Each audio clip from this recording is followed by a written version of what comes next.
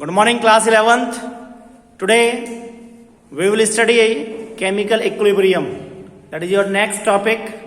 And now I am going to start characteristics of equilibrium constant. So let's see what is equilibrium.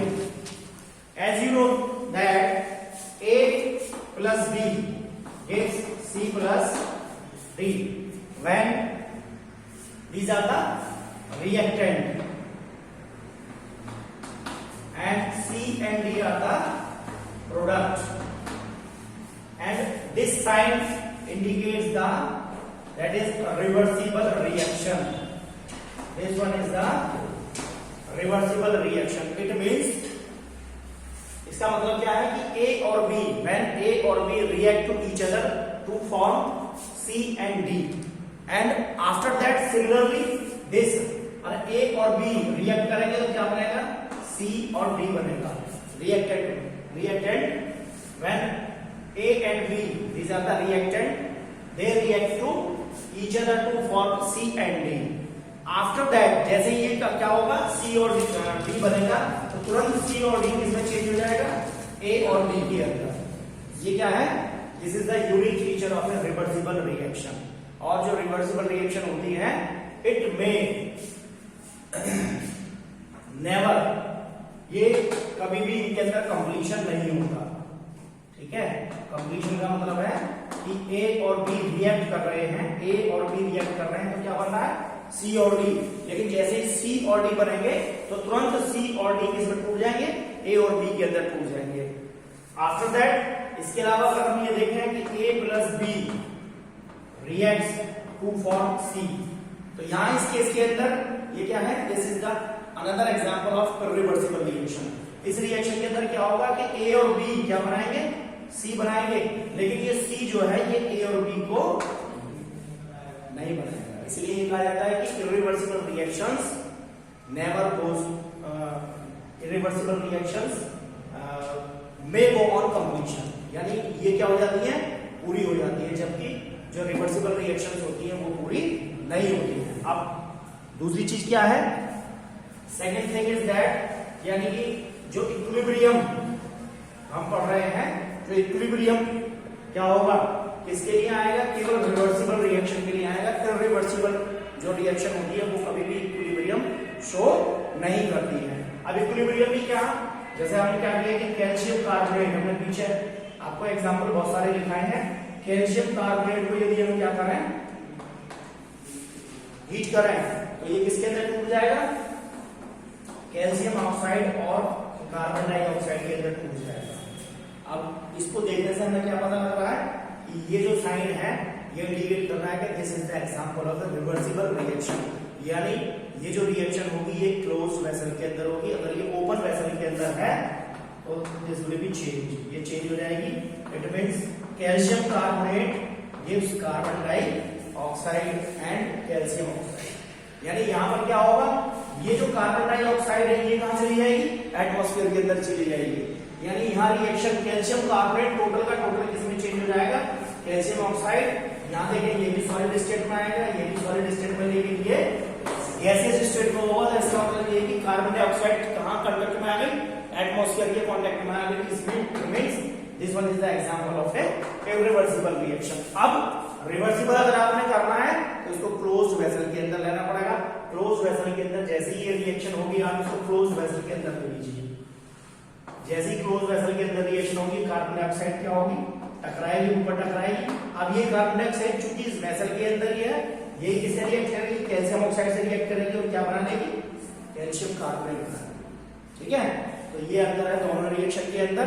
अब देखना है हमें कि equilibrium के रिएक्शन के अंदर क्या होगा? एस्टेब्लिश होगा. इक्विलिब्रियम के लिए हमेशा क्या होनी चाहिए? क्या होनी चाहिए? रिवर्सिबल रिएक्शन होनी चाहिए. जैसे अभी हमने लिखा A plus B it gives C plus D. तो यहां पर क्या होगा? अगर A और B रिएक्ट कर रहे हैं और क्या बना रहे हैं? C और D बना रहे हैं. इट मींस रिएक्शन किस डायरेक्शन में हो रही है? फॉरवर्ड डायरेक्शन के अंदर हो रही है. इसलिए हमने इसको किससे डिनोट किया? KF. ठीक. अब आफ्टर दैट जैसे ही रिएक्शन कंप्लीट नहीं होगी, जैसे यहाँ C और D बन जाएगा तो ये C और D रिएक्ट करेगा आपस में, क्या बनाएगा, A और B बनाएगा। तो रिएक्शन कहाँ हो गई, बैकवर्ड डायरेक्शन के अंदर हो गई। हमने क्या लिखा, इक्विलिब्रियम कांस्टेंट क्या होता है, this one is K F upon K backward upon K forward, that is equal to Kc। ये किसके बराबर होगा, इस इक्विलिब्रियम कांस्टेंट के बराबर होगा। Kc denotes the equilibrium constant, जिसका फॉर्मूला क्या हो जाएगा। अब यहाँ पर क्या है, ये जो इक्वेशन आई है, देखो ये किससे आई है कि सपोज दैट ये क्या है, ये जो पावर लगी हुई है, these are the number of moles. ये क्या है, नंबर ऑफ मोल्स है कि A का A मोल और B के B मोल ने रिएक्ट किया, तो react to each other to form C का C मोल बना और D का D मोल बना। जैसे आप इक्वेशन पढ़ते हो क्या 2KCl + 3O2 = 2KClO3 आता है ना। तो कितने number of moles, number of moles कितने, A का A मोल है, when A mole of A reacts with B mole of B to form C mole of C and D mole of D। तो इसके लिए यदि आप क्या निकालोगे, यहाँ पे क्या आ जाएगा, अगर ये रिएक्शन इस डायरेक्शन में हो रही है तो ये क्या हो गई, फॉरवर्ड रिएक्शन को इंडिकेट कर रही है, और ये रिएक्शन अगर इस डायरेक्शन में हो रही है तो ये बैकवर्ड रिएक्शन को इंडिकेट कर रही है। कंप्लीशन के ऊपर फिर भी नहीं जाएगी क्योंकि रिवर्सिबल रिएक्शन है। तो क्या आ जाएगा, K backward to K forward, it is the ratio of K backward to K forward, that is known as equilibrium constant. तो Kc बराबर, अब ये नंबर ऑफ मोल को कहां लेंगे, हम पावर में लेंगे, C to the power C into D to the power D। ध्यान रखना है क्योंकि इसके ऊपर बहुत मेमोरी करना है अपने आपको, ठीक है, upon A to the power A into D to the power B। ये आ गया आपका इक्विलिब्रियम कांस्टेंट। अभी हमें क्या लिखना है, characteristics of equilibrium constant. So write down number 1, the value of equilibrium constant is, the value of equilibrium constant is independent,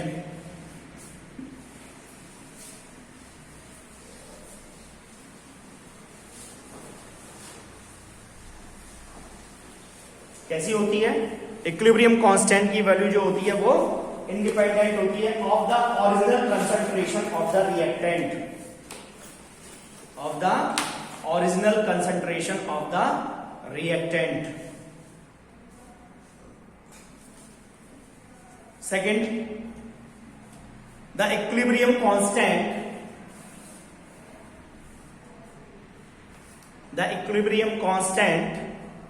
has a definite value for every reaction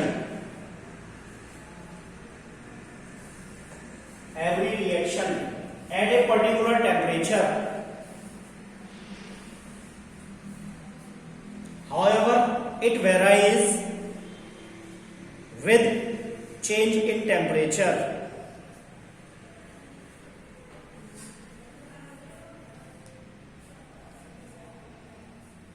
And next, third one is for a reversible reaction। Reversible reaction के लिए, for a reversible reaction, the equilibrium constant for forward reaction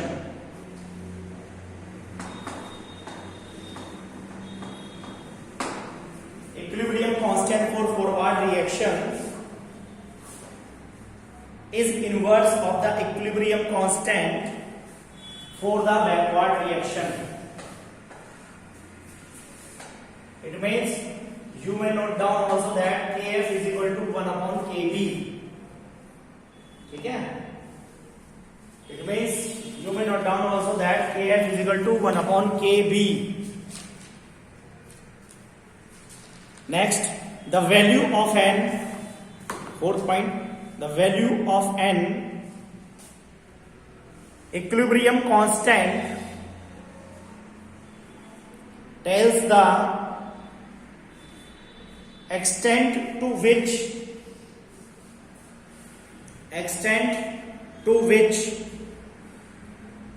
a reaction proceeds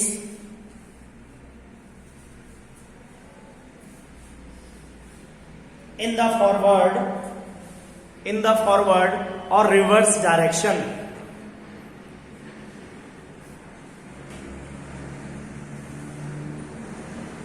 Next, the equilibrium constant is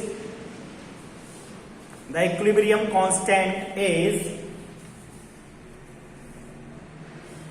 independent of the presence of catalyst, is independent of the presence of catalyst. And the next one is value of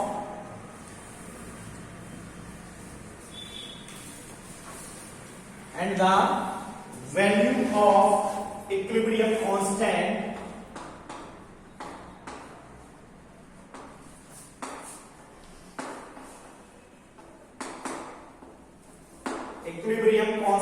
changes with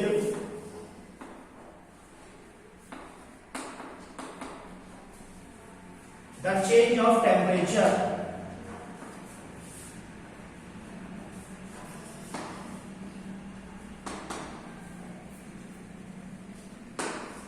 The change of temperature. Thermodynamically,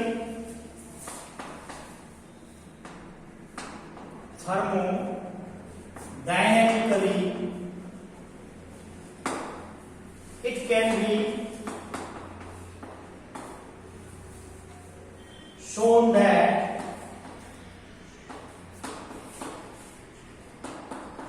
K1 and K2 be the equilibrium constant of a reaction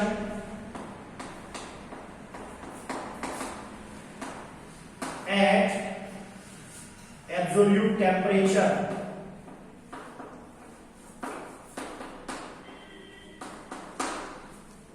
T1 and T2, यानी अगर absolute temperature given है तो equilibrium constant की value को हम क्या ले सकते हैं, K1 और K2 भी ले सकते हैं. ठीक है जी. So if delta H is the heat of reaction,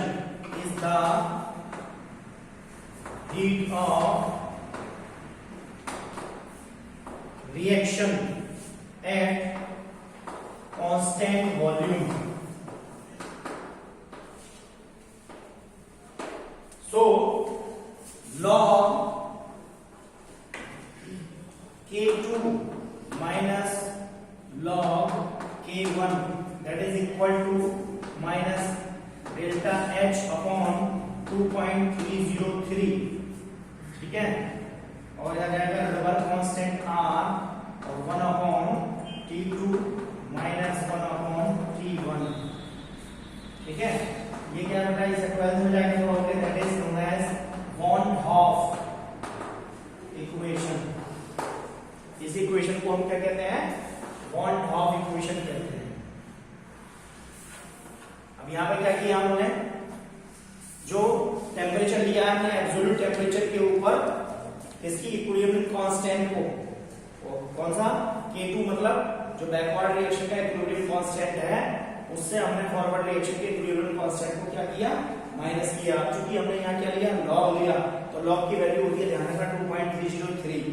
delta H में बोला ये कि क्या है, heat of reaction at constant temperature या कांस्टेंट वॉल्यूम. तो delta H upon minus sign आएगा क्योंकि हीट ऑफ रिएक्शन है नेगेटिव में होगी. डेल्टा H अपॉन 2.303 R क्या है, रेडबर्ग कांस्टेंट, और 1 upon T2 minus 1 upon T1. इसको याद रखेंगे. अभी आपका कोई लेना देना नहीं है, वॉन हॉफ इक्वेशन कहते हैं, 12th में काम आएगी. ठीक है जी. अगर तीन कंडीशन यहां बनेगी. फर्स्ट कंडीशन है, अगर क्या लें, डेल्टा H की वैल्यू, ठीक है, there should be the 3 conditions.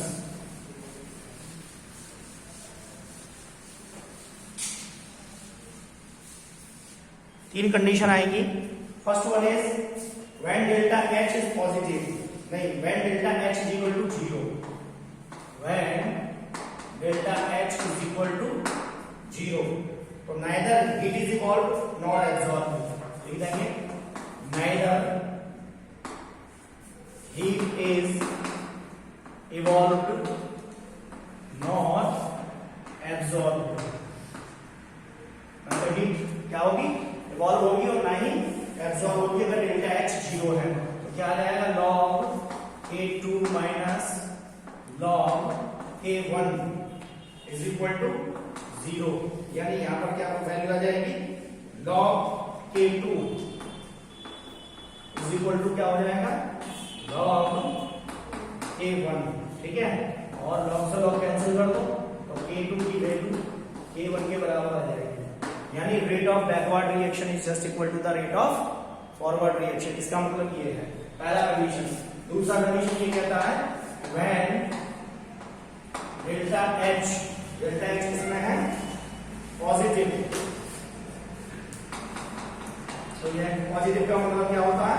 Heat is absorb the reaction. Heat is absorb. Absorb है तो इसका मतलब रिएक्शन कैसी है? Reaction is endothermic. Reaction is endothermic. Reaction endothermic है तो डेल्टा एच की वैल्यू पॉजिटिव है। इसका मतलब क्या हो जाएगा? T2 is greater than T1। Temperature ज्यादा है, वैल्यू पुट कर दीजिए यहां भी log K2 minus log K1। ये क्या आ जाएगा? Is equal to negative. ठीक है जी, मीन्स log k1 की वैल्यू log k2 से ज्यादा है। log k2 और you can say k1 is greater than k2। ये सेकंड केस होगा। And the third one is what will be the third case? When the value when delta H is equal to negative. अगर negative है it means heat is evolved और reaction is exothermic. Reaction is exothermic. Reaction कैसी थी? Exothermic reaction है तो यहां पर T2 की वैल्यू T1 से क्या होगी? कम होगी। It means log K2 minus log K1 is equal to क्या आ जाएगा? पॉजिटिव। और log K1 is small than log K2 और K1 is small then K2। ठीक है, तीन कंडीशन बनेगी। यानी K1 की वैल्यू क्या हो गई? छोटी या बड़ी? ऊपर तो गलत लिखा, उल्टा हो गया भाई।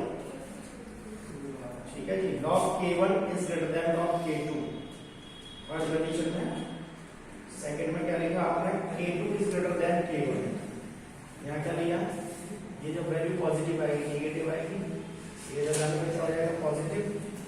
यही गड़बड़ है। यहाँ करें log K2 और इसको करें K1। ठीक है भैया, और यहाँ करें K2 और इसको करें K1।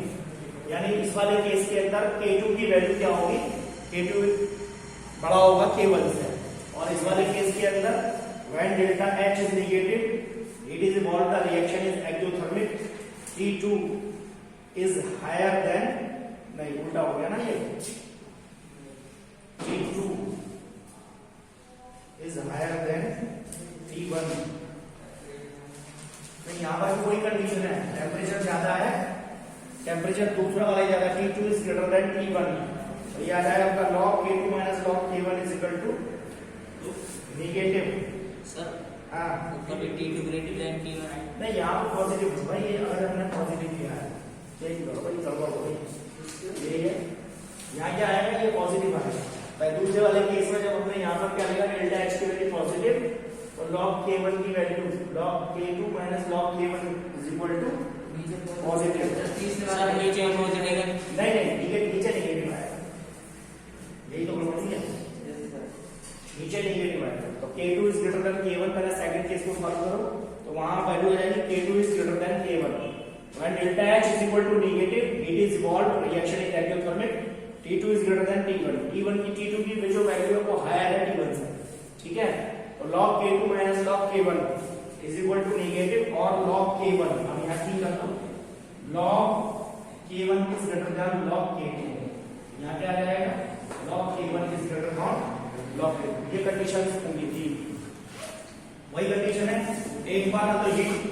हो रही है, ना ही क्या हो रही है, एब्जॉर्ब हो रही है। तो उस केस के अंदर डेल्टा एच की वैल्यू 0 आएगी, तो K2 इज इक्वल टू होगा K1 के। अब दूसरा केस है जब वैल्यू पॉजिटिव होगी तो K2 की वैल्यू K1 से ज्यादा आएगी, और जब वैल्यू नेगेटिव होगी तो K1 की वैल्यू K2 से ज्यादा आएगी। ठीक है, so this one is the characteristics of, ठीक है।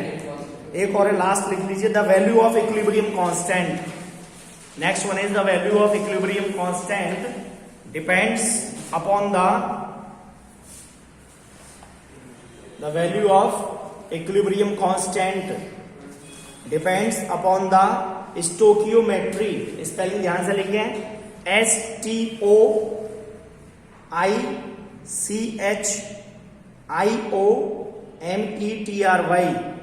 पढ़ा भी नहीं जाएगा, इसको बोलते हैं स्टोकियोमेट्री। ठीक है, अब क्या होती है स्टोकियोमेट्री अभी बताता हूं। ऑफ द केमिकल रिएक्शन, ठीक है। जैसे इक्वेशन हो जाए, इक्वेशन है 2SO3 reversible sign means sulphur trioxide on decomposition it gives 2SO2 plus O2। Clear, क्या देगा, SO2 और O2 को देगा। अगर आप गर्म करें तो ये जो वर्ड लगे हुए हैं ना, दीज आर द स्टोकियोमेट्रिक कोएफिशिएंट।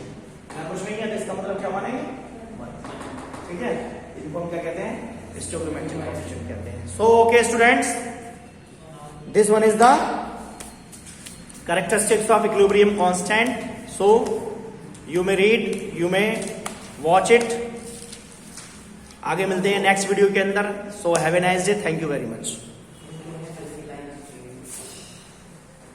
देखो 22 में